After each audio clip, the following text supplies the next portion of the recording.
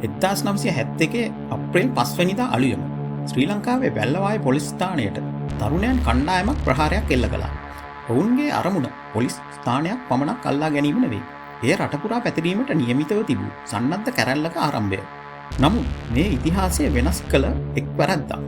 එම වැරද්ද නිසා ආණ්ඩුවට ප්‍රහාරය ගැන අනතුරු ඇඟවීමක් ලැබුණා. පොලිසිය සහ හමුදාව සූදානම් වුණා.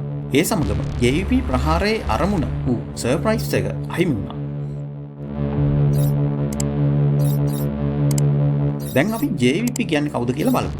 JVP ජනතා විමුක්ති පෙරමුණ 1960 දශකයේ මැද භාගයේදී රෝහණ විජේවීර ඇතුළු තරුණ වාමාංශික පිරිසක් වටා ගොඩනැගුණු විප්ලවවාදී දේශපාලන ව්‍යාපාරයක්. ඔවුන් විශ්වාස කළේ පවතින දේශපාලන ක්‍රමය වෙනුවට සමාජවාදී පාලනයක් ගොඩනැගිය යුතු බවයි.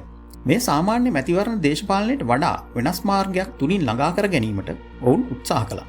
ඔවුන්ගේ අරමුණ වූයේ එම සමාජවාදී පාලන ක්‍රමය ආයුධ සන්නද්ධ අරගලයක් තුලින් ලබා ගැනීම. ඔවුන් ඒ සඳහා තරුණයන් සංවිධානය කළා. මෙම ව්‍යාපාරයේ ප්‍රධාන චරිතය වූයේ රෝහණ විජේවීර. 1943 දී උපන් ඔහු තරුණ වියේදීම කමියුනිස්ට් දේශපාලනයට සම්බන්ධ වුණා. මේ නිසා ඔහුට සෝවියට් සංගමයේ ලුමුම්බා විශ්වවිද්‍යාලයේ වෛද්‍ය විද්‍යාව හැදෑරීමට ශිෂ්‍යත්වයක් පවා ලැබුණා. අධ්‍යාපනය කටයුතු අතරමඟදී ශ්‍රී ලංකාවට පැමිණීමෙන් පසු ඔහු නැවත වාමාංශික දේශපාලනයට එක්වුවත් පැරණි වාමාංශික පක්ෂවල දේශපාලන මාර්ගය දැඩි ලෙස විවේචනය කළා. ඔහුගේ අදහස වූයේ පැරණි වාමාංශික පක්ෂ විප්ලවයෙන් ඈත් වෙමින් සිටින බවයි. ඒ නිසා වෙනම විප්ලවවාදී ව්‍යාපාරයක් ගොඩනැගීමේ උත්සාහය ආරම්භ වුණා. එය පසුව JVP බවට පත් වුණා. මෙතරම් තරුණයන් පිරිසක් JVP වෙත ඇදී ගියේ ඇයි? 1970 දශකයේ ආරම්භ වන විට ශ්‍රී ලංකාවේ විශාල තරුණ පරපුරක් අනාගතය පිළිබඳව අසහනයෙන් සිටියා. අධ්‍යාපනය ලැබූ තරුණයන්ගේ සංඛ්‍යාව වැඩි වුණා. ඒ තරමට රැකියා අවස්ථා වැඩි වුණේ නැහැ. ග්‍රාමීය දරිද්‍රතාවය, රැකියා විරහිතභාවය, සමාජ අසමානතාවය සහ දේශපාලන පද්ධතිය පිළිබඳව කැලකිරීම මේ සියල්ල තරුණයන් අතර අසහනය වැඩි කළා.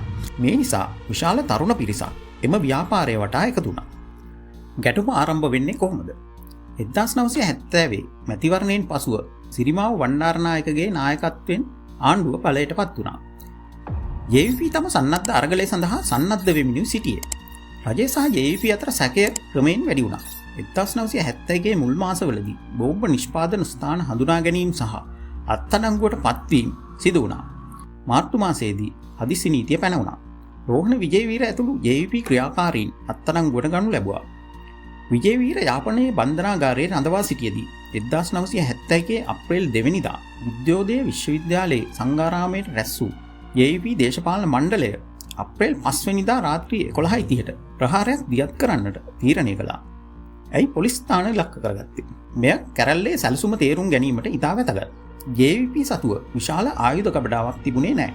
ඔවුන්ට මුලින්ම අවශ්‍ය වුණේ ආයුධ අත්පත් කර ගැනීම. ඒ සඳහා පොලිස් ස්ථාන ඉලක්ක බවට පත් වුණා. සැලසුම වූයේ රටපුරා පොලිස් ස්ථානවලට එකවර පහර දී ආයුධ අත්පත් කරගෙන ප්‍රාදේශීය රාජ්‍ය පාලනය අඩාල කර විශාල ජනතා නැගිටීමක් ඇති කිරීමයි. එය සාර්ථක වුණා නම් රටේ බලය පෙරළීමට අවශ්‍ය පසුබිමක් නිර්මාණය කළ හැකි බව ඔවුන් බලාපොරොත්තු වුණා. අප්‍රේල් 5 වෙනිදා රාත්‍රියේ රටපුරා පොලිස් ස්ථානවලට ප්‍රහාර එල්ල කිරීමට සැලසුම් කර තිබුණා. නමුත් වැල්ලවායේ සිදු වූයේ වෙනස් දෙයක්. අලුයම 5ට JVP කණ්ඩායම වැල්ලවායේ පොලිස් ස්ථානයට පහර දුන්නා. පොලිස් නිලධාරීන් 2 දෙනෙක් මිය ගියා. නමුත් මෙය සැලසුම් කළ වෙලාව නෙමෙයි. නව ප්‍රහාරක වෙලාව පිළිබඳව පණිවිඩය නිවැරදිව නොලැබීම නිසා වැල්ලවාය කණ්ඩායම කලින් ක්‍රියාත්මක වූ බව වාර්තාවල සඳහන් වෙනවා. මේ JVP සඳහා විශාල පසුබෑමක්. වැල්ලවාය ප්‍රහාරයෙන් පසුව ආරක්ෂක අංශ තේරුම් ගත්තා. මේක හුදකලා ප්‍රහාරයක් නෙවෙයි. රටපුරා ප්‍රහාරයක් එන්න පුළුවන්. ඒ නිසා පොලිස් ස්ථාන අනතුරු ඇඟවීමට ලක් කළා. හමුදා ඒකක යොමු කළා. ආරක්ෂක මුරපොළ ශක්තිමත් කළා. ඇඳිරි නීතිය පැනවුණා. ඒ කියන්නේ JVP සැලසුමේ ප්‍රධාන අංගයක් වූ සර්ප්‍රයිස් එක දැන්ම අහිමි වෙලා. රාත්‍රියේ අනිකුත් ප්‍රහාර ආරම්භ වන විට රජය සූදානමින් සිටියා. අප්‍රේල් 5 වෙනිදා රාත්‍රිය සහ ඊළඟ දිනවලදී JVP කණ්ඩායම් රටේ ප්‍රදේශ රැසක පොලිස් ස්ථාන ඉලක්ක කළා. සමහර පොලිස් ස්ථාන තාවකාලිකව අත්හැර දැමුණා. ප්‍රදේශ කීපයක JVP කණ්ඩායම් බලය ලබා ගත්තා. කැරැල්ල ඉතා වේගයෙන් පැතුරුණා. ශ්‍රී ලංකා ආරක්ෂක හමුදාව ප්‍රතිප්‍රහාර ආරම්භ කළා.